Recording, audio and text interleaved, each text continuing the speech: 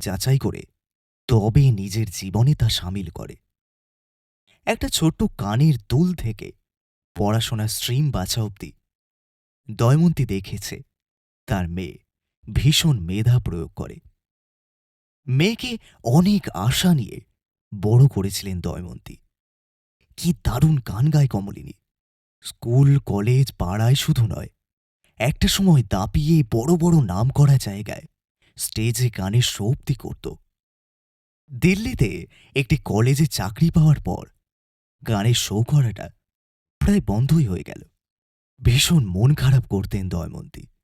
মাকে জড়িয়ে কমলিনী বলতো, জীবনে সবকিছু একসঙ্গে পাওয়া যায় না মা। একটা পেতে চাইলে আর একটা ছাড়তে হয়, ছাড়তে জানতে হয়।